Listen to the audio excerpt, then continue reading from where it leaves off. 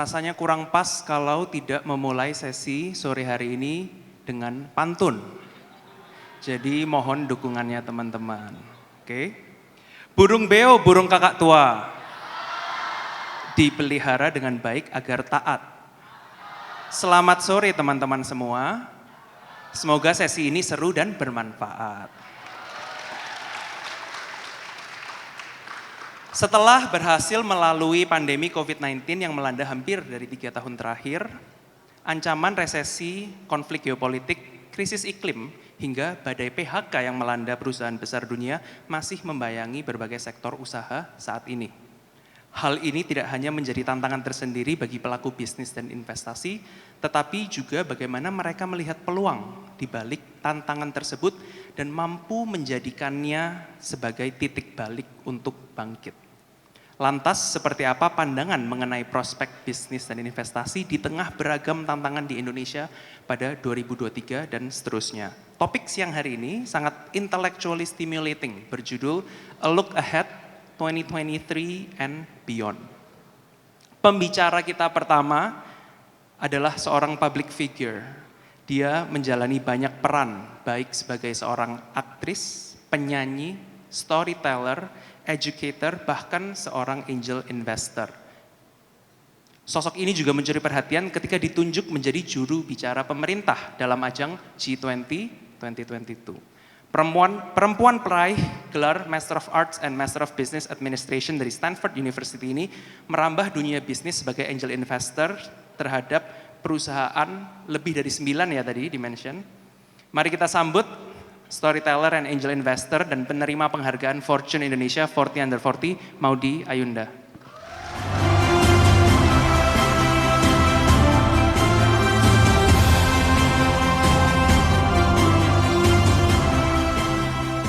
Narasumber kedua kita adalah sosok yang banyak berkecimpung di dunia modal ventura. Bermulai dari seorang entrepreneur dan sekarang menjadi managing partner di East Ventures. Ia memiliki fokus untuk berinvestasi dan mengembangkan industri teknologi di Indonesia dan Asia Tenggara. Beliau menerima gelar Masters dari Stanford University dan dari Cornell University. Pada 2022, ia masuk dalam Fortune Indonesia 40 Under 40. Mari kita sambut Managing Partners East Ventures, Roderick Purwana.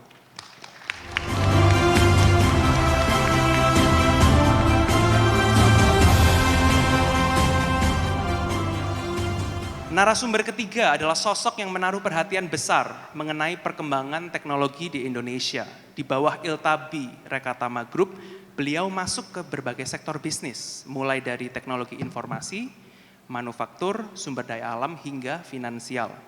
Pria kelahiran Jerman ini merupakan alumni Universitas Teknik München, Jerman Barat, dengan predikat summa cum laude dan MBA dari University of Chicago Booth School of Business. Kita sambut ke atas panggung Komisaris Utama Iltabi Rekatama dan Ketua Dewan TIK Nasional, Dr. Ilham Habibi.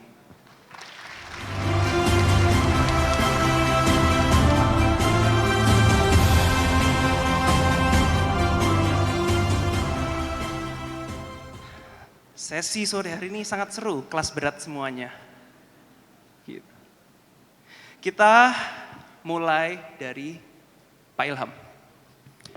Pak Ilham sangat diasosiasikan sebagai figur industri dirgantara atau aerospace di Indonesia. Banyak yang belum tahu lika-liku perjalanan Pak Ilham dan tuh bangunnya yang beragam.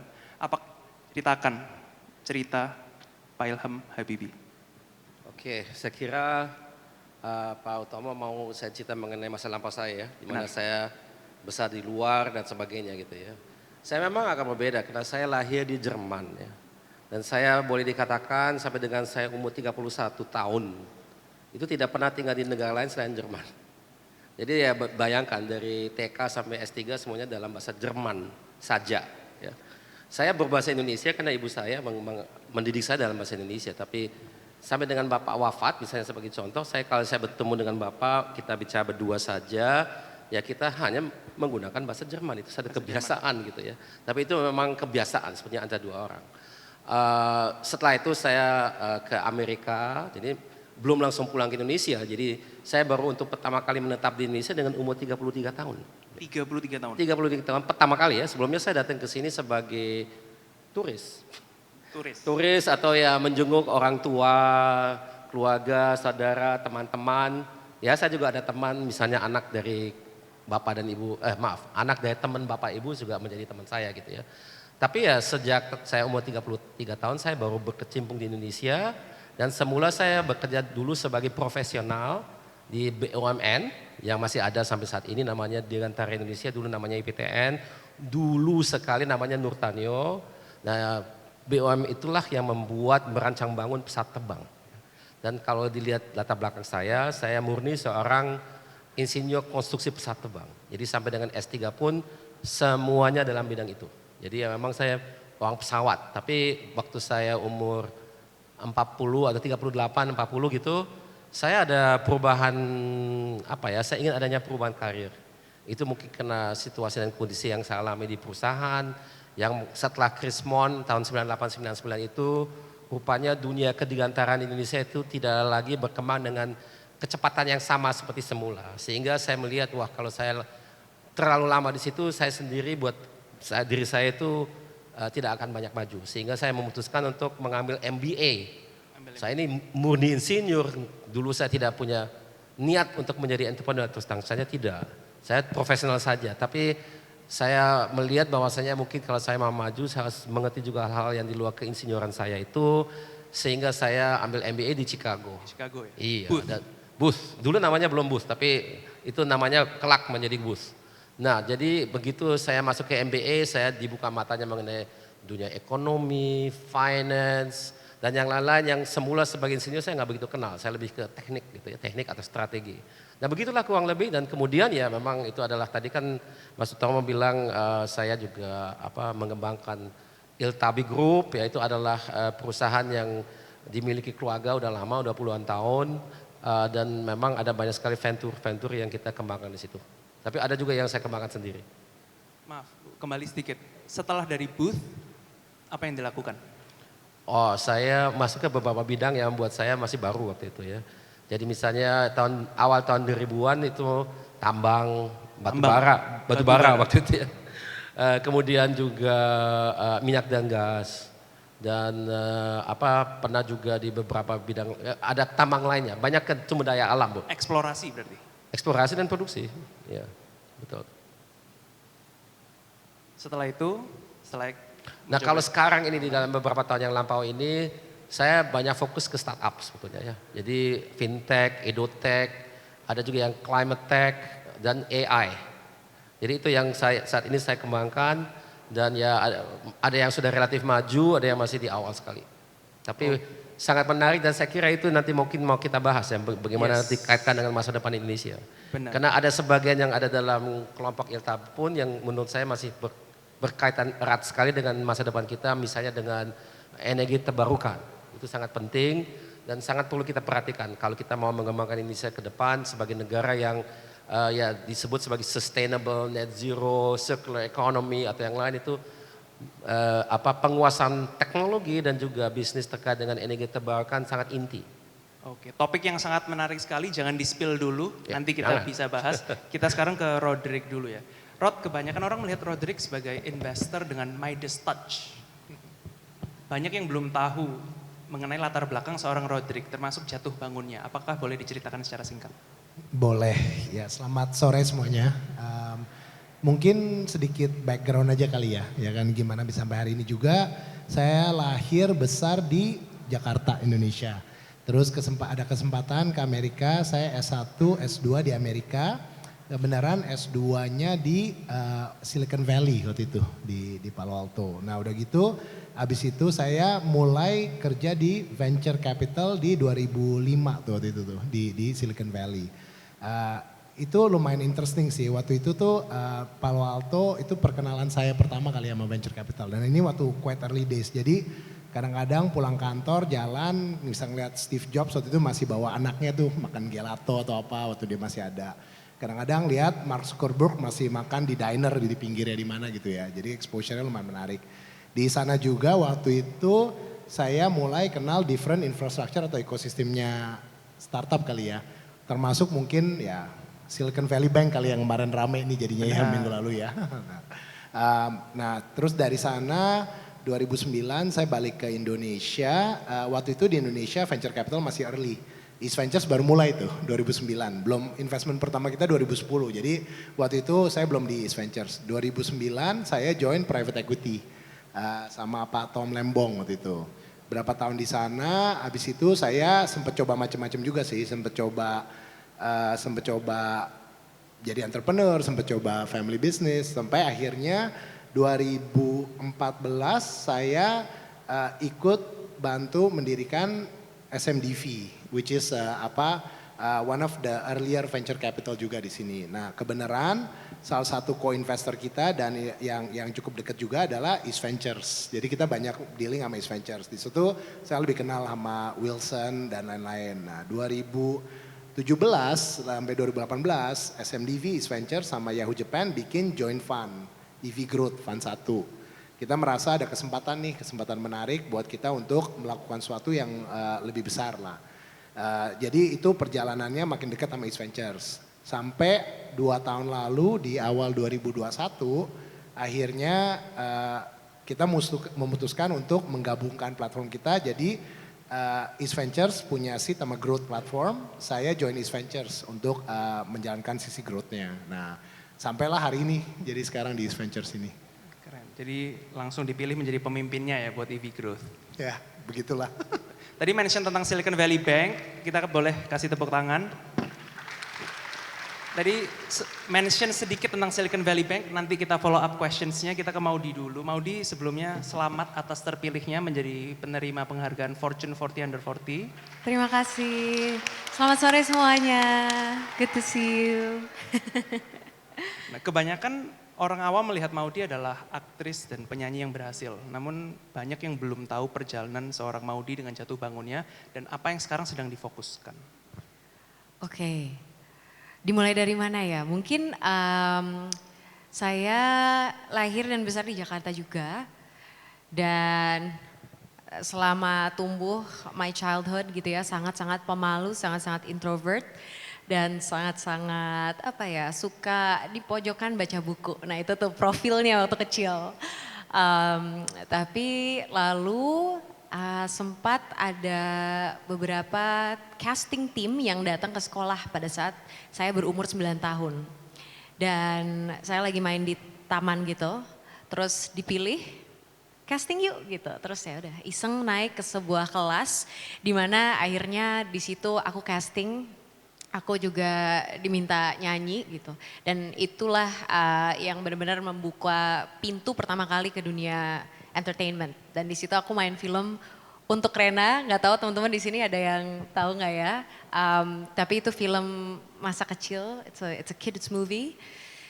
Lalu 13 tahun sempat nyanyi di mall, di Pondok Indah Mall, dan di situ aku di scout oleh Pak Wisnu Tama. Dan Pak Wisnu Tama ngasih kartu nama ke ibu aku. Terus ayo kita ajak meeting bla bla bla gitu ya. Dari situ aku diperkenalkan sama sebuah label gitu, Trinity Optima Productions yang sampai sekarang kami masih bekerja sama. Jadi itu ceritanya kalau dari sisi media and entertainment, dan dari situ akhirnya film dan musik juga tetap berjalan. Sorry, sebelum lanjut, nggak takut ya ada strangers mau scouting, ayo scouting di sini gitu. Iya, apa nggak takut gitu? Takut. Aku sih takut. Awalnya takut gitu, aku juga 13 tahun jadi kayak gimana nih mah gitu kan. Terus mama siapa nih gitu. Tapi Pak Wisnu Tama kan memang ya very charismatic, dan akhirnya pada saat kita ke kantornya dan ngobrol lebih dalam ya we learn that he's a very credible person juga, dan ya itu juga I'm very grateful for him gitu. Okay. Jadi itu dari sisi media and entertainment-nya. Tapi dari kecil itu memang esensinya itu ya kutu buku gitu, jadi sangat-sangat juga punya jalur dari dunia akademis gitu, suka banget sekolah dan sebagainya. Jadi walaupun aktif di dunia kreatif, tetap ujung-ujungnya tuh suka banget sekolah. Makanya tetap sangat giat dan akhirnya punya mimpi-mimpi di dunia akademis. Nah tapi mungkin titiknya pada setelah S1 itu mulai muncul kesadaran bahwa oh dunia kreatif tuh seru ya, tapi ternyata dunia di balik layarnya itu juga seru banget. Jadi yang aku maksud adalah elemen-elemen producing, elemen-elemen thinking about the strategy behind my music launches, the movies and connecting and community building gitu. Ternyata hal-hal itu tuh juga sangat seru gitu. Dan punya aspirasi sendiri gitu untuk masuk juga ke dunia bisnis. Akhirnya salah satu bridge-nya mungkin mirip sama Om Ilham juga. That's why I decided to do my MBA and a Master's in Education. Dan akhirnya di Silicon Valley itu juga terbuka banget mata aku terhadap dunia bisnis yang lebih clear lagi. Ketemu juga teman-teman yang investing gitu, investors mau itu growth stage, early stage, macam-macam gitu. Terus juga teman-teman saya banyak sekali yang entrepreneurs di Stanford. Pada saat lulus pun banyak sekali teman-teman yang baru memulai their own project. Dan dari perbincangan-perbincangan yang aku miliki, aku sadar bahwa wow, it turns out that I can add some value. Ternyata dari pengalaman aku di industri kreatif, mungkin karena pengalaman aku bekerja sama dengan berbagai brand atau company yang berfokus kepada consumer gitu ya. I have a very unique perspective on go-to-market strategies, on how to build communities and how to appeal to customers gitu. Dan jadi baru sadar pada saat ngobrol sama teman-teman aku semua di situ, dan dari situlah mulai tertarik masuk ke investing juga gitu. Jadi sekarang fokusnya adalah investing? Enggak juga sih, sebenarnya investing itu salah satu hal yang aku lakukan. Fokusnya tuh sebenarnya sekarang agak portfolio, I would call it a portfolio approach. Apa aja tuh portfolionya? Are we gonna get into it now? Yeah. Okay, portfolionya, so a little bit of angel investing. Aku melihat angel investing itu juga sebagai medium di mana aku bisa belajar dan bisa punya akuntabilitas, karena aku juga beraspirasi untuk memulai ventura aku sendiri, memulai my own venture. Jadi di luar itu ada elemen starting my own venture, consumer venture, and then also going into media gitu.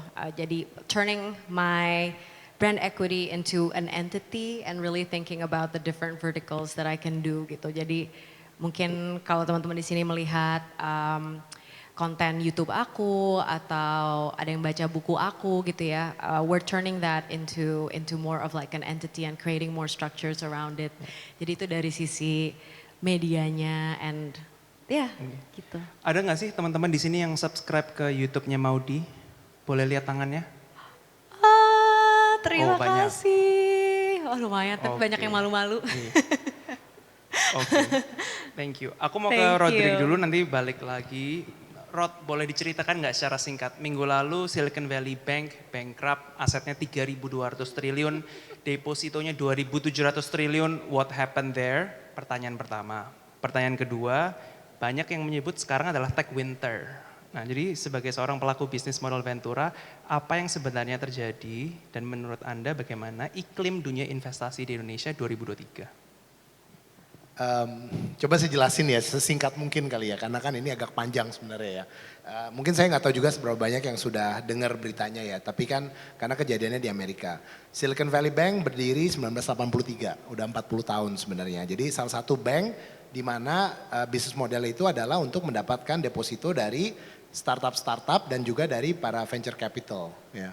Nah, pada saat krisis terjadi, mereka itu tech itu di awal-awal 2020-2021 malah growing quite fast. Jadi deposito mereka berkembang hampir 2 sampai 3 kali lipat kali ya. Jadi deposito mereka berkembang, mereka menjadi bank 16 terbesar di Amerika. Asetnya 212 billion US. Nah, pada saat yang sama Amerika mengalami inflasi yang cukup parah juga. Dari akhirnya Federal Reserve-nya mengambil keputusan menaikkan interest rate cukup tinggi.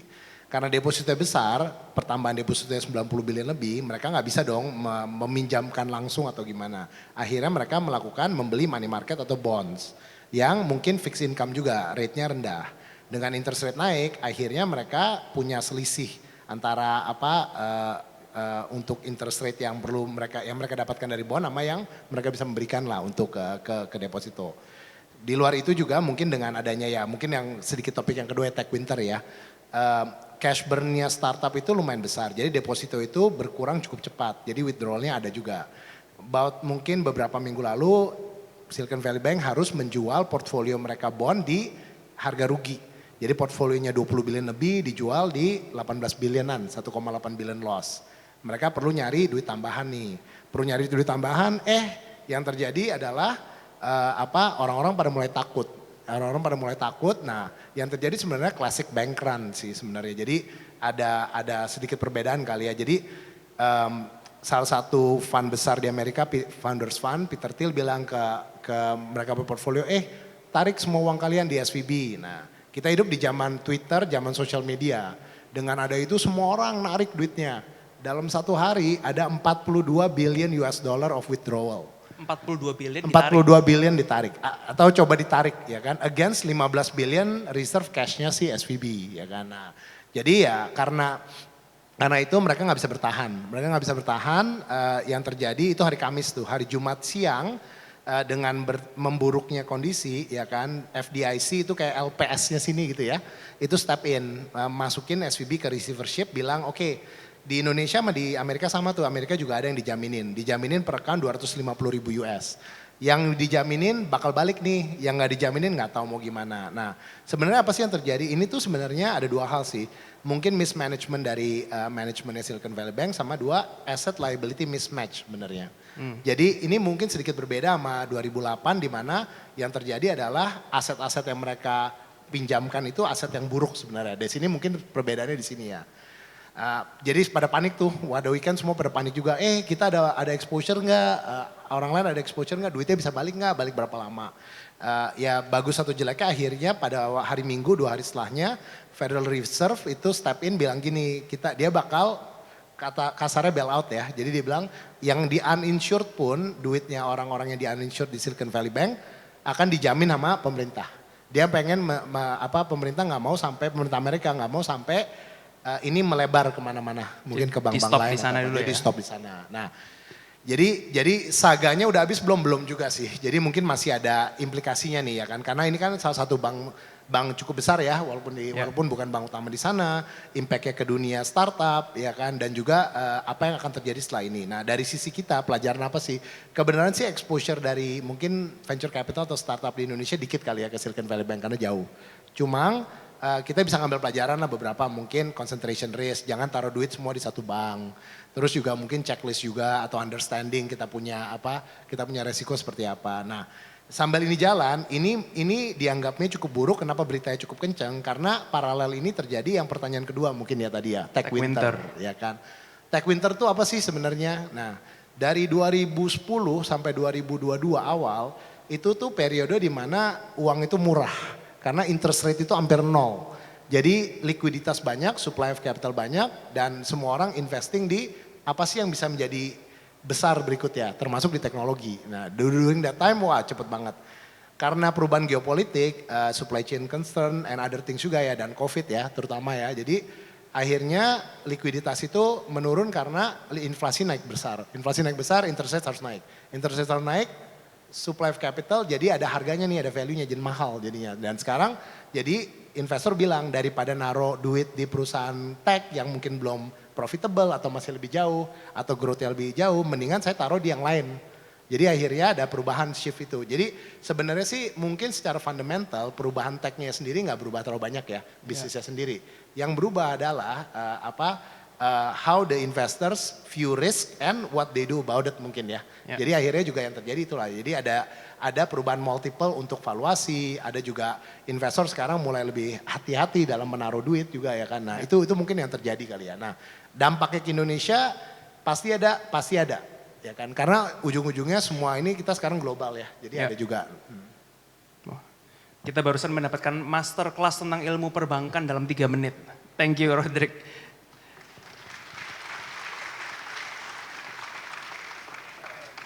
Pak Ilham, berbicara mengenai investasi, tadi mention tentang beberapa industri yang seksi ya, fintech, climate tech, renewable energy, boleh diceritakan nggak investasi dan mungkin venture building yang Pak Ilham lakukan selama beberapa tahun terakhir, personally maupun melalui Iltabi Rekatama?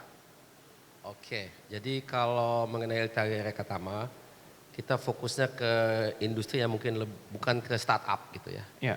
Jadi ada renewable energy yang memang tidak gampang ya, karena mindset negara kita sebelum G20 tahun lalu belum terlalu terdorong ke arah renewable energy. Tapi kita baru tahun lalu alhamdulillah kita sudah tanda tangan yang disebut sebagai JETP, Just Energy Transition Partnership.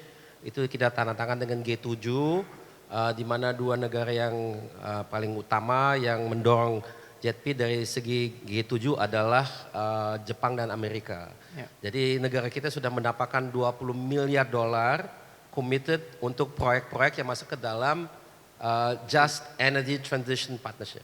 Jadi itu berbeda dengan renewable energy. Jadi pertama ada partnership, jadi kita kerja dengan negara lain, tapi juga ada justnya atau adil. Jadi harus dipikirkan ya, kalau seandainya kita ini jangan lupa negara terbesar di dunia untuk ekspor batu bara. Bayangkan besok nggak ada tambang batu bara lagi atau beberapa tahun mendatang. Berapa ribu orang nggak punya job lagi kan? Harga listrik naik. Oke, harga listrik itu yang konsumen gitu ya. Tapi maksud saya yang orang yang terkena langsung di industrinya gitu ya. Kalau itu bagaimana dengan mereka? Bagaimana mereka bisa ditransisikan ya? Nah itu menjadi pemikiran dari Just Energy Transition Partnership. Jadi bukan saja bagaimana kita beralih ke ekonomi yang net zero dan yang climate neutral atau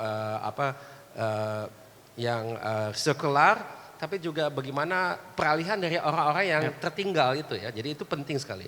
Nah kalau telah diestimasikan bahwasanya untuk kita melakukan transisi itu tidak diperlukan 20 miliar tapi mungkin kurang lebih 650 miliar dolar. Satu negara kita. Miliar yes, for the whole economy untuk transisi ke energi terbarukan dengan cara yang orang-orang yang tergantung dengan itu dia juga ada job baru gitu ya. Jadi itu agak mahal gitu ya. Tapi 20 miliar is a starter ya. Jadi itu gambaran mengenai energi terbarukan. Jadi negara kita yang juga mengherankan, kita punya pemikiran kita ini negara dengan hutan rimba atau tropical rainforest terbesar di dunia setelah Brazil dan sebelum Kongo dengan negara itu yang besar di dunia. Tapi kalau dihitung tahun ini kita masih penyerapan karbon dioksida kita lebih sedikit daripada emisi. Emisinya lebih banyak. Tahun ini masih, tapi ya mudah-mudahan tahun depan udah berubah ya. Karena kita memang masih banyak sekali seperti itu. Jadi ke depan harus kita perhatikan hal seperti itu. Tapi itu mungkin lebih kepada climate tech ya. Climate tech. Dan renewable energy. Nah kalau fintech itu buat saya, waktu saya masuk ke fintech itu sudah boleh dikatakan lagi tren gitu ya. Jadi begitu banyak kesempatan yang ada dan yang saya pilah-pilah itu ya kita jangan masuk ke bidang yang pertama sudah banyak orang di situ. Jadi kalau misalnya pinjol-pinjol kan banyak sekali ya. Kalau kita membuka yang ke 100, kalau ke 200 ya nggak ada manfaat lagi. Mesti ada sesuatu yang unik. Dan juga yang tadi Pak Rodrik maaf, sampaikan itu cash. Tadi secara langsung tidak langsung. Cash burn-nya juga harus masuk di akal. Ya, karena itu yang sangat diperhatikan. Semua startup saat ini dia melihat bagaimana dia bisa menjadi cash neutral secepat mungkin. Jadi tidak lagi membakar hanya demi membeli pangsa pasar gitu ya. Itu dulu masih mau, tapi sekarang investor sudah tidak mau lagi seperti itu. Jadi memang itu harus diperhatikan dari awal. Gimana dengan bisnis model? Itu fintech. Ya fintech. Nah sekarang boleh nggak saya juga menyampaikan beberapa hal juga terkait dengan aspek digital. Karena saya di sini kan bukan saja berdiri atau berduduk sebetulnya sebagai orang Iltabi, tapi juga sebagai ketua Dewan Tingkat Nasional. Nah sesungguhnya saya memang entrepreneur dan saya punya bisnis model. Kalau saya ikut dalam satu perusahaan yang entah saya ikut sebagai partner atau saya ikut mendirikan sebagai founder, tapi pada dasarnya saya tidak pernah menjalankan. Itu selalu orang lain. Jadi adalah co-founder atau partner atau orang profesional, tapi bukan saya. Saya di non-executive role. Ikut bareng sama-sama memecahkan masalah atau mikirin model, bisnis model, mencari investor boleh. Oke. Tapi menjalankan dalam keseharian not me. It's not me. It's not my strength ya. Bukan kekuatan saya. Kecuali di bidang saya. Kalau bidang saya pesawat terbang, wah tutup mata saya bisa. Ya. Tapi kalau yang lain pasti ada orang yang lebih baik dari saya ya. Fintech atau juga climate tech, ada renewable energy, banyak yang lebih bagus dari saya. Tapi saya akan bantu sebagai non-exec atau hanya sebagai advisor, itu saya bisa. Nah jadi itu prinsip. Nah kalau mengenai, jadi dengan cara seperti itu bayangkan saya tidak direksi di perusahaan satu pun tidak. Jadi saya meluangkan banyak waktu juga di hal yang non-bisnis. Misalnya di di yayasan-yayasan sosial, di political think tank atau think tank pada umumnya, di organisasi profesional seperti Kadin atau juga di One Teknas. Jadi One Teknas adalah Dewan Teken Nasional. Di sini ada tim saya dan ini didirikan pada tahun 2006.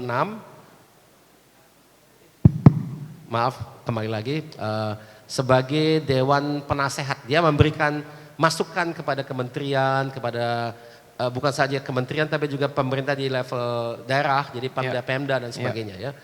Khusus untuk digital, dan khusus yang sangat unik terhadap One Teknas,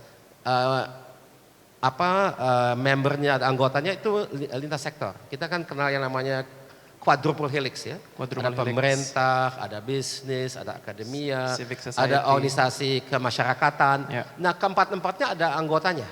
Saya kebetulan dikasih kehormatan sebagai ketua tim pelaksana.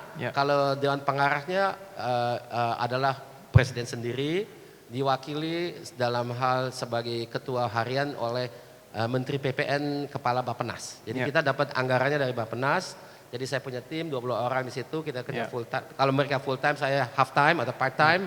Tapi kita biasanya membuat analisa-analisa terhadap bagaimana dengan aspek digital ke depan. Nah ini memang tadi kan kita sudah sebut beberapa hal yang penting dalam kaitan itu. Tech, yang fintech, tadi Pak Rodrik kalau sebut teknologi, banyakkan orang maksudnya digital. Biarpun masih ada biochemistry atau genetik atau energi terbarukan itu juga, atau EV itu juga teknologi. Tapi sebetulnya kalau orang bilang teknologi, banyakkan maksudnya digital gitu ya. Jadi bagaimana dengan digital ini? Ya memang tidak bisa dipungkiri itu telah dan akan lebih dahsyat lagi mempengaruhi hidup kita di masa mendatang. Saya kira baru hari ini keluar ChatGPT versi 4. Hari ini keluar. Itu bisa buat apa? Dulu itu saya bicara dulu bahwa semenjak bulan November tahun lalu kita bisa masuk ke ChatGPT, kita bertanya, berkomunikasi dengan chatbot itu yang menggunakan AI, dia bisa membuat makalah. Bayangkan, yang versi 4 bisa buat video. Bisa buat video? Iya, jadi bayangkan kita chat dengan chatbot itu, dia bisa buat iklan. Dia bisa buat short movie. Bikin lagu bisa, saya pernah coba. Keluar chord, keluar lyrics. Jadi ini bayangkan ya, jadi ini masih di awal tentunya. Saya tidak katakan itu sempurna, dia juga masih buat kesalahan. Tapi kita harus belajar, seperti memang selalu kita belajar dalam sejarah umat manusia kita ini, bahwasanya dengan teknologi itu memang kita dimudahkan untuk menjalankan hidup kita dengan kualitas yang lebih baik. Namun demikian, selalu ada hal-hal yang memang tidak perlu lagi kita jalankan. Seperti dulu mungkin sebelum ada mobil kita harus naik gerobak dengan kuda. Dengan adanya mobil ya gerobak dengan kuda itu tidak begitu banyak lagi diperlukan. Jadi banyak orang kehilangan job, tapi ada banyak job baru. Nah sekarang dengan ini bayangkan sekarang kita mau buat misalnya artikel untuk majalah atau untuk surat kabar atau untuk website. Misalnya sebagian yang normatif yang trivial bisa dibuat oleh mesin. Tadi nilai tambah manusia di mana? Di hal-hal yang kompleks, di hal yang penuh dengan emosi, di hal yang spontan. Itu harus kita pilah-pilah. Jadi di mana ada nilai tambah yang relatif rendah, ya peranan manusia akan berkurang lambat launnya. Tidak ada cara lain, memang begitu. Karena kita mau meningkatkan kualitas hidup kita bersama, lebih baik, makin tinggi makin baik. Kualitas hidup semuanya. Percaya sama saya, masih banyak job yang kita bisa lakukan. Karena kita belum mempunyai satu masyarakat yang ideal. Indonesia emas itu masih jauh. Kita mau warga kita semuanya hidup dengan standar hidup yang sama atau sesama mungkin. Dan itu memerlukan banyak atensi kita sebagai orang warga kita. Itu perlu adanya pendekatan bisnis. Kenapa? Karena memang harus sustainable. Kalau tidak siapa yang bayar? Gitu ya. Nah, jadi itu kurang lebih teknologi peranannya gitu ke depan. Dan digital teknologi akan mendampingi kita untuk puluhan tahun ke depan. Itu memang tidak ada cara lainnya. Terima kasih jawabannya Pak Ilham. Jadi banyak banget ya di fintech tadi ada renewable ada. Dan saya baru dengar kalau renewable EV melakukan banyak solar energy companies, tapi ini di bagian energy transition ya nggak pernah kepikiran sih. Nah, masih dalam topik investment, saya mau ke Roderick, habis itu ke Maudi. Kalau tadi Pak Ilham masuknya ke fintech, ke climate tech, renewables. Kalau di East Ventures, saya ngomongin East Ventures ya, jangan EV. Soalnya kalau EV ntar dipikir electric vehicle karena lagi ngebahas renewables. Sektor apa yang sekarang menjadi unggulan dan apa rasional yang dipikirkan ketika berinvestasi ke perusahaan? Mulai dari Roderick lalu ke Maudi. Iya. Mungkin jadi dari sisi kita ya, kalau di East Ventures kita tuh sektor agnostik di within teknologi, dan kayak kata Pak Ilham tadi ya, sebenarnya teknologi bukan digital doang, masih sangat luas juga. Jadi when we started waktu itu awalnya di e-commerce ya kan, investment pertama kita 2010 Tokopedia. Ya, terus kita di Traveloka, kita yang lain-lain juga. Nah, jadi kita ngikutin zamannya juga. Nah, dari e-commerce larilah kemana? Ada fintech juga, ada logistik ya kan. Mungkin abis itu kemana lagi gitu. Kita ngikutin zamannya juga ya. Nah, sampailah ke di mana kita sekarang.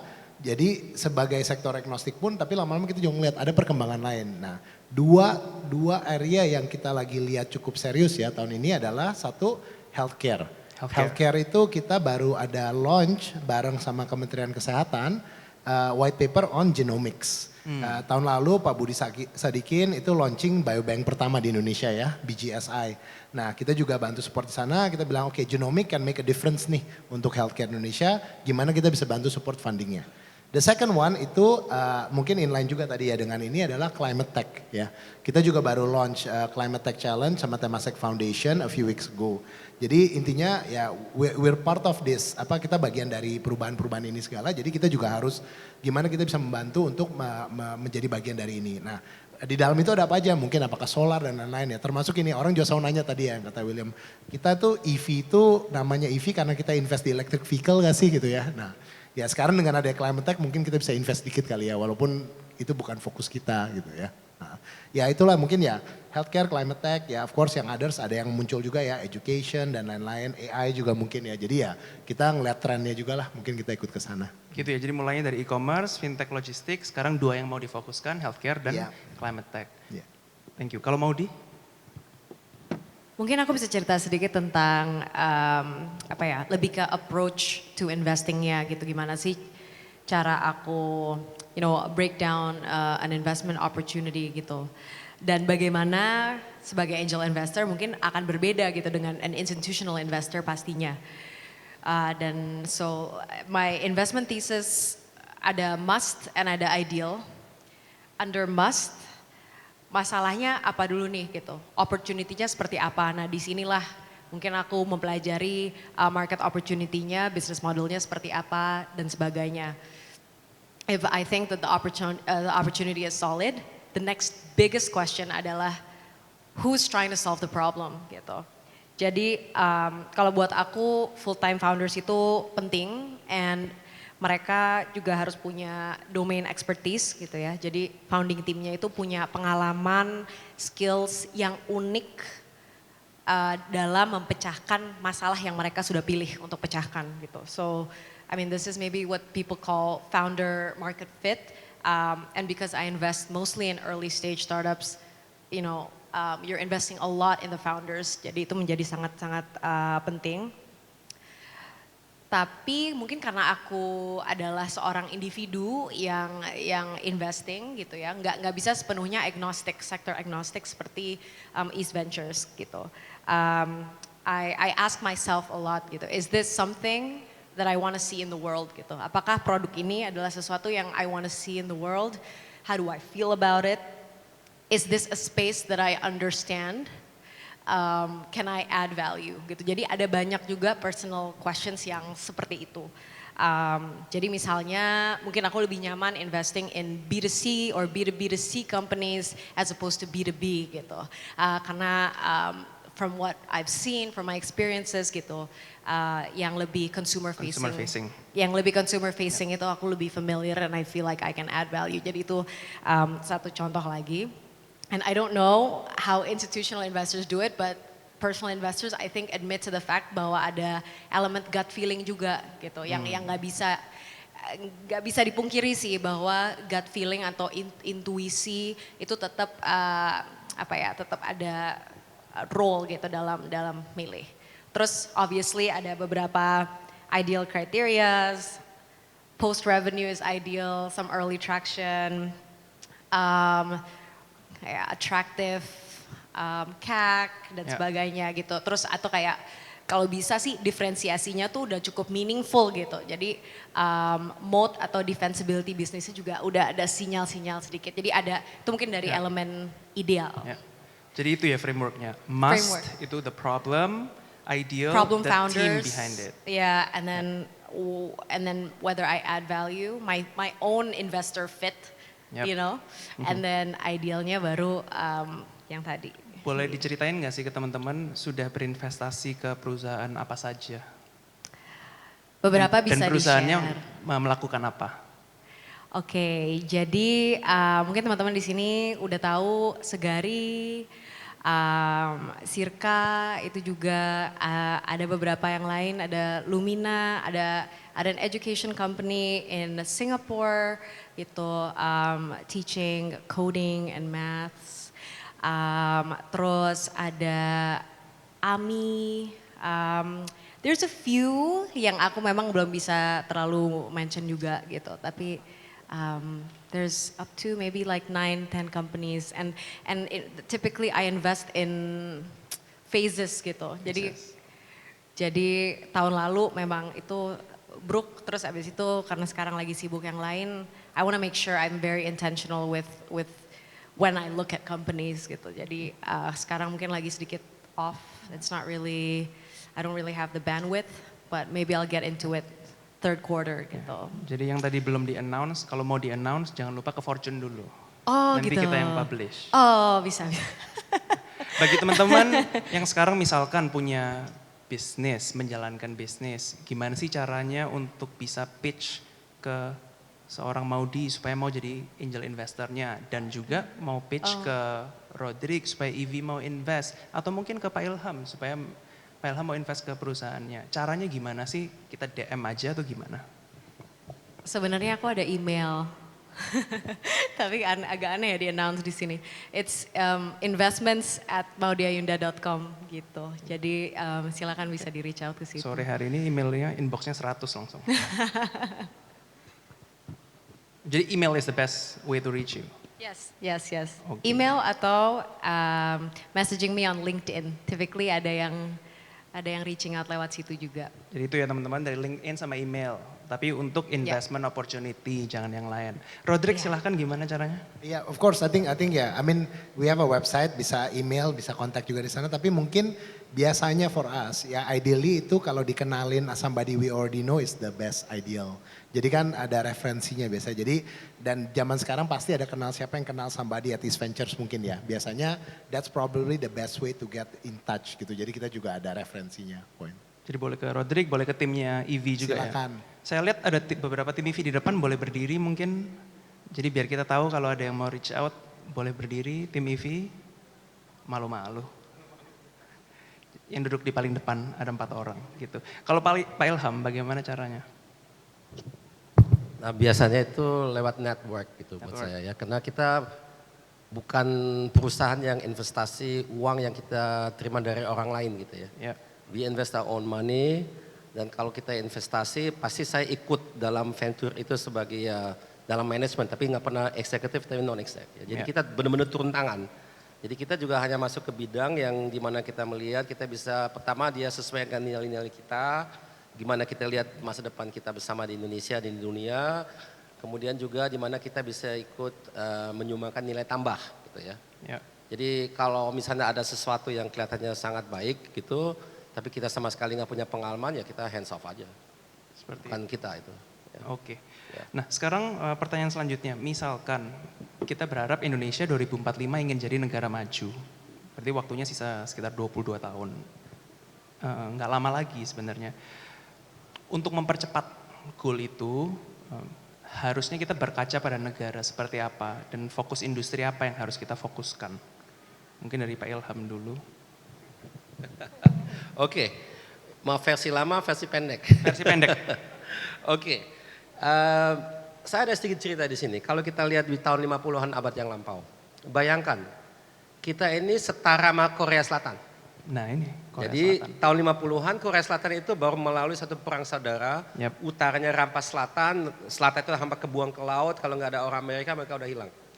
Sekarang Korea Selatan itu boleh dikatakan 15 kali pendapatan per kapita daripada kita. Dulu tahun Dari 15 kali industrinya kita saat ini kita di 4.000, mereka di 60.000 ke atas. 60.000. Ya. Bayangkan 15 kali kita. Padahal tahun 50-an sama. Kok bisa? Nah, itu memang ada cerita di belakang itu. Karena yang mereka fokuskan, kita jangan lupa juara dunia untuk penelitian dan pengembangan diukur dari segi PDB itu adalah Korea Selatan. Dia menginvestasikan 4,2% PDB-nya ke penelitian dan pengembangan. Coba lihat, kalau kita lihat 20 tahun yang lalu, siapa yang mau beli mobil Korea? Nggak ada kan? Mobilnya ugly, agak terbelakang, kurang nyaman, nggak keren. Sekarang kita kalau beli EV, yang pertama dipikir Hyundai kali ya, Hyundai Ioniq 5 gitu, atau yang lain. Karena mereka itu memang selalu leading edge, dia invest ke teknologi. Tapi yang utama apa? Dia invest ke orang. Kalau kita lihat, kita hitung saja berapa sih orang teknik yang lulusan Korea tiap tahun. Kita sekarang berbandingkan dengan kita di Indonesia. Ya. Saya tidak terheran-heran mereka bisa maju karena mereka punya orang tekniknya. Kalau kita lihat K-drama maju, K-pop maju, apa karena mereka lebih berbakat dengan orang kita? Mungkin tidak.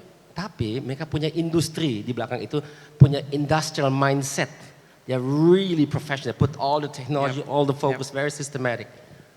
Dengan itu dia bisa mengalahkan banyak negara lainnya. Dia punya antitesis, bukan antitesis, tapi pesaing dia yang paling utama kan Jepang.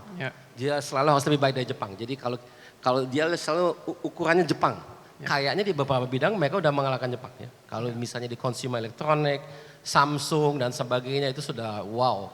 Benar-benar brand dan teknologi yang diminati. Begitupun mobil sekarang kayaknya di ujung tanduk. Mereka akan satu ketika bisa benar-benar mengalahkan Jepang satu ketika ya.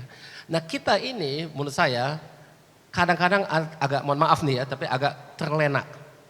Kita ini selalu ini bobokan, kita udah kaya karena kita semuanya ada di Indonesia. Sumber daya alam. Sumber daya alam atau iklim yang baik, kita agronya, semuanya ada, benar. Tapi menurut saya harus kita harus dibangunkan dari keadaan itu membuat kita terlena. Jadi dalam bahasa orang ekonomi, ini ada teori ekonomi, dalam bahasa Inggris mohon maaf, disebut sebagai the curse of the natural rich economy, natural resources rich economy. Jadi sebagai negara yang kaya raya dengan sumber daya alam itu ada semacam kutukan. Karena kita punya perasaan bahwa kita sudah kaya, padahal tidak. Nah ini yang menurut saya kita harus sadar bahwa ya sekarang disebut teknologi digital, ada juga yang lain. Tapi kita harus agak serius gitu ya ke situ. Ya banyak orang yang menyebut itu sebagai kata kunci, itu populer, tapi the reality doesn't look like that. I'm sorry gitu ya. Nah maka itu dulu ya, bukan karena saya kebetulan orang pesawat, tapi kita ini jangan lupa, beberapa puluh tahun yang lalu kita pernah buat pesawat loh. Tahun 90-an itu benar-benar terbang dan kita berhasil. Hanya saja tidak jadi karena Krismon. Dan sekarang ya sejak beberapa puluh tahun itu agak terabaikan. Sayang sekali orangnya banyak. Yang paling penting yang bisa ya, yang paling penting dalam cita-cita apapun yang kita mau gapai, yang kita mau cita-citakan, itu adalah SDM-nya. SDM-nya. Dengan tim yang bagus, you can solve any problem. Tapi kalau problemnya nggak ada, tapi timnya jelek, you can create a lot of problem. Gitu ya. Yang utama adalah SDM. Dan kalau saya lihat negara kayak Korea, ada juga yang lain, misalnya China, dia fokusnya SDM. Benar. Tapi strategi tentunya harus juga benar gitu ya. Tapi itu yang penting itu fokus on the SDM. Tapi begitu dia pulang jangan dia nggak dikasih pekerjaan gitu ya. Jadi harus ada strategi di mana SDM itu ditampung kemudian ada dijalankan ada strateginya juga. Itu dia. Itu kurang menurut saya di kita. Jadi harus kita fokus ke situ. Terima kasih jawabannya Pak Ilham. Setelah ini saya mau buka pertanyaan bagi teman-teman. Jadi yang ingin nanya langsung ke mikrofon yang ada di tengah. Langsung aja ke sana, nanti langsung dipilih ya. Lanjut ke Roderick dulu. Mungkin quick aja untuk juga kan ya kan. 2045 100 tahun Indonesia merdeka, Indonesia emas ya. Right? Kalau memang mungkin kalau pertanyaannya kita harus contoh siapa. Kalau menurut saya mungkin gak ada satu negara yang percis, banyak contohnya juga. Tapi kan kita negara dengan populasi keempat terbesar di dunia. Kita bangsa besar, ya kan, kita unik juga. Tahun lalu kita sukses menyelenggarakan G20 ya kan, dan dipuji-puji banyak negara juga. Tahun ini Indonesia chairnya ASEAN ya juga, dan ya hopefully mimpinya 2045 atau dekat-dekat sono kita dari G20 country bisa jadi G7 country, right?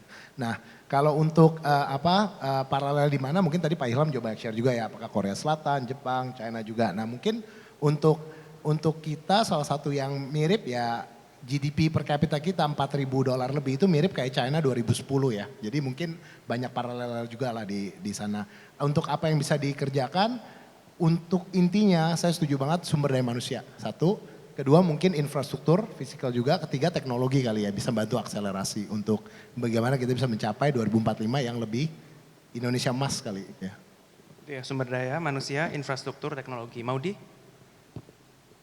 Kalau dari aku mungkin setuju sama semua yang udah dibahas tadi, tapi aku memang I am a sucker for education. Jadi memang SDM itu penting sekali gitu ya, khususnya dengan berjalannya waktu, perkembangan teknologi, pesatnya perubahan the nature of work gitu. Perlu sekali kita memiliki SDM yang juga dinamis dan bisa beradaptasi gitu dengan bergeraknya waktu. Apa sih yang dimaksud? It means that we need people yang punya foundational skills, yang bisa dengan mandirinya sebenarnya mempelajari skill baru, dengan mandiri mengulik sesuatu, sebuah problema dan memiliki curiosity itu gitu. Jadi kritis, independent thinkers, problem solvers, strong brain power gitu. Jadi mungkin aku tambah sedikit lebih spesifik apa yang juga kita harus develop di sisi SDM-nya. Jadi itu ya kuncinya, sumber daya manusianya ya. Dan harapannya teman-teman yang ada di ruangan ini bisa menjadi bagian dari perubahan itu. Aku pengen ada 2 pertanyaan singkat aja, jadi siapa yang pengen nanya langsung ke depan. Nama dan pertanyaannya singkat aja. Selamat sore semuanya. Perkenalkan, nama saya Engga Probi Henry dari Universitas Mercu Buana.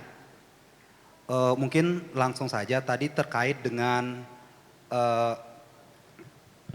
Indonesia dalam dunia bisnis salah satu negara terbesar di Asia Tenggara dan memiliki populasi terbesar yang masuk peringkat 5 dunia.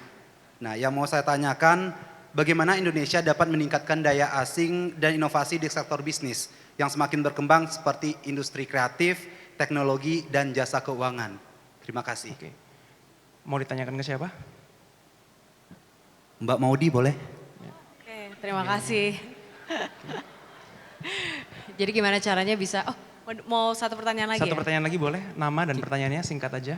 Perkenalkan, nama saya Asfar Mula Sadra dari mahasiswa dari Universitas Mercu Buana. Seperti yang kita tahu bahwa Gen Z di Indonesia ini mayoritas penduduk Indonesia ini Gen Z. Nah, tadi yang udah sempat di-mention bahwa Indonesia ini punya semuanya, sumber dayanya banyak dibanding negara-negara lain. Tapi yang kita kurang adalah SDM-nya, yang mana SDM ini, kualitas SDM ini bakal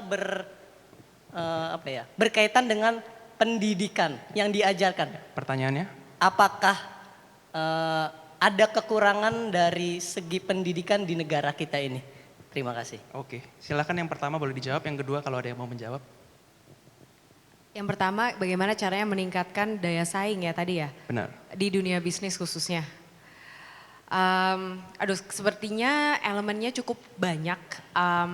Tapi just quickly, menurut aku satu, I think we need to think really hard about where the capital in our country is going. Jadi memang harus lebih banyak intentional investing gitu di balik setiap decision investasi, mau itu dari sisi institusi, mau itu dari sisi swasta ataupun pemerintah gitu ya. Gimana caranya tuh we are very intentional about where that money is going. Yang kedua tentunya SDM-nya juga. And anyone wanna add here? Anything else? Kurangnya di mana SDM Indonesia? Daya saing, meningkatkan daya saing. Iya. Gak ada macam. Ladies first. Iya, iya. SDM dan juga where that capital is going. Mungkin saya tambahin sedikit aja terus langsung Pak Ilham kali ya. Jadi masalah-masalah ini menurut saya mungkin multi-stakeholder problem ya. Mungkin nggak bisa diselesaikan oleh pihak dong. Mungkin dari kerjasama antara pihak swasta, pemerintah, ya kan, juga international community, lokal, ya apakah dari kalau education dari kurikulumnya juga, dari training, ya kan, knowledge transfer dan lain-lain. Jadi mungkin yang perlu ini adalah gimana kita menjalin dan mengkoordinasikan kerjasama dari multi stakeholder kali ya. Tapi arahnya sih mungkin ke sana sih kalau untuk ya SDM.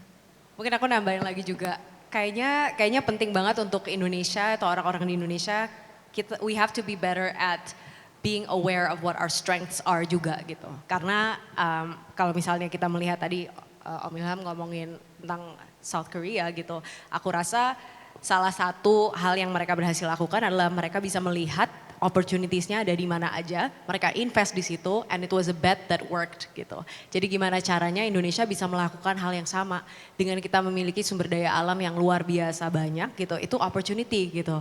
Tapi kita bisa nggak investasi dan maksudnya mengarahkan resources yang kita punya itu untuk akhirnya menjadi bets that actually ended up working. Jadi self-awareness itu ya berarti? yes, that self-awareness I think is also important. Pak Ilham mau ditambahkan singkat aja? Nah, tadi kan pertanyaan pertama itu bagaimana kita bisa membuat negara kita lebih atraktif untuk FDI masuk gitu ya, foreign direct investment.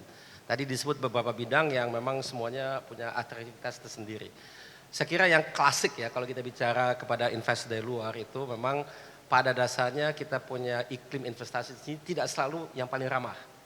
Bagus dari kacamata kita, tapi kita jangan lupa kita ada persaingan. Kalau kita lihat situasi saat ini, yang saat ini sedang terjadi, perusahaan-perusahaan dari domestik Cina itu, mereka mau diversifikasi, dia mau keluar. Bayangan kita ya mestinya Indonesia dapat banyak kan, kita negara terbesar di ASEAN. Kenyataannya tidak seperti itu. Yang paling banyak dapat adalah Vietnam. Kemudian yang kedua mungkin Thailand.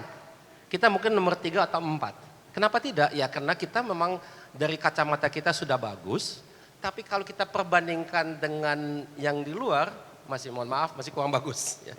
Jadi harus lebih agresif karena kita di sini punya kenyamanan ya, karena kita tidak begitu tergantung kepada itu bayangan kita kepada faktor asing daripada negara lain karena kita punya domestic market yang besar sekali.